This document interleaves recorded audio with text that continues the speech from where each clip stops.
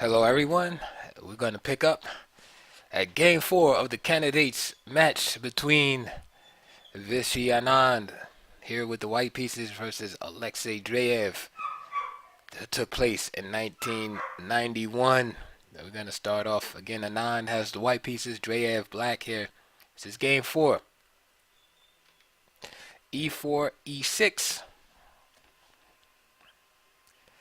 D4, D5. So French defense, knight C3, knight F6, E5, knight FD7, F4. So we have this French classical system here. C5, knight F3, knight C6, bishop E3, A6, queen D2, B5, H4, bishop B7, B4 for instance, knight A4, C takes, knight takes, knight takes, bishop takes, then bishop E7, and queen E3 is also possible. But I think white would have a little bit of pull there. Another option after H4 is this C takes D4, releasing tension in the center. And then again, I think white might have the slightest of edges here. So here, bishop B7, just keeping the options open, maintaining the tension in the position. H5, and now B4 by Dreev.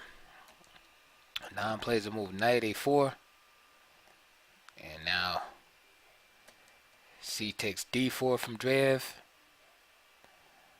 and then just simply bishop F2.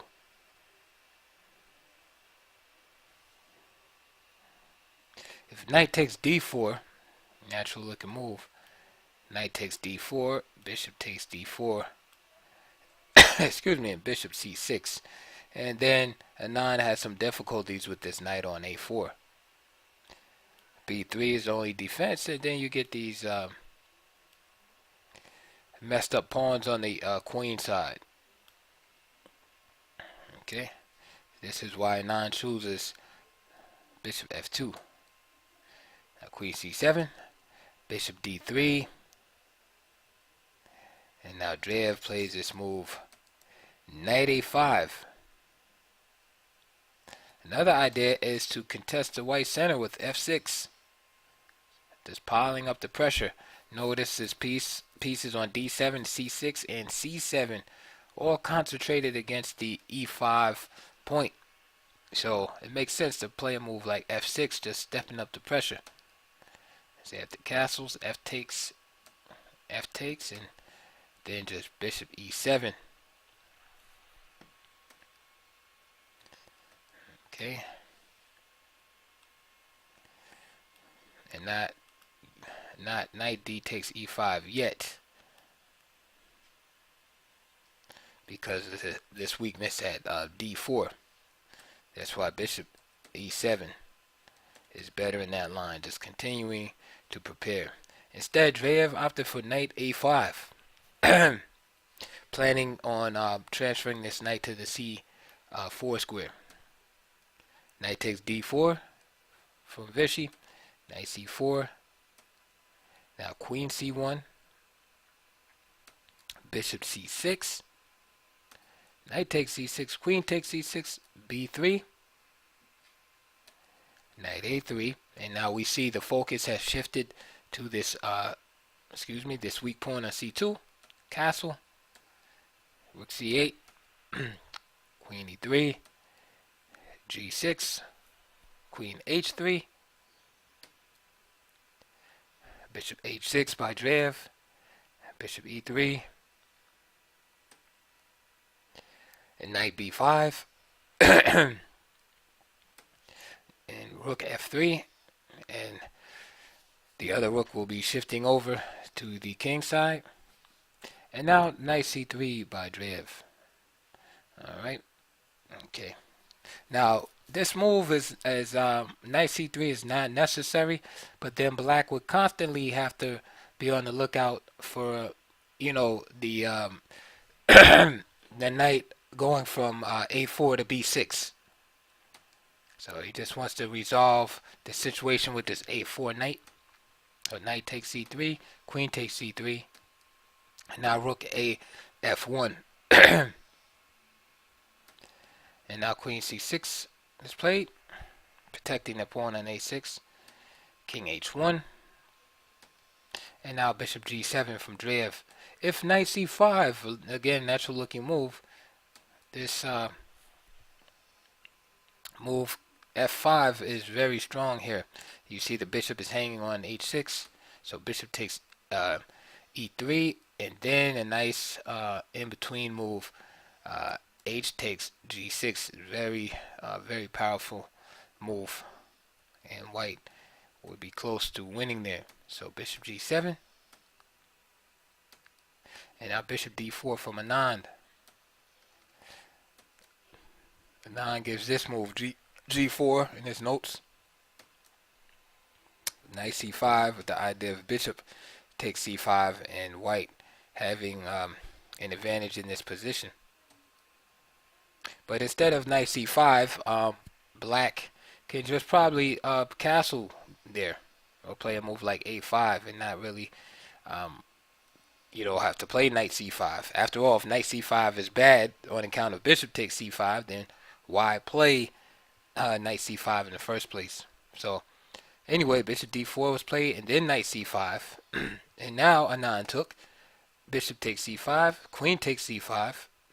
And the problem I see in this position is that with that bishop on d3, it's really hard for black to realize his his advantage on the queen side. I mean, he has his rook and queen lined up on the c file, but really can't really make anything out of the weak c pawn or a pawn for that matter. And white, on the other hand, is threatening at any moment to break through on the king side.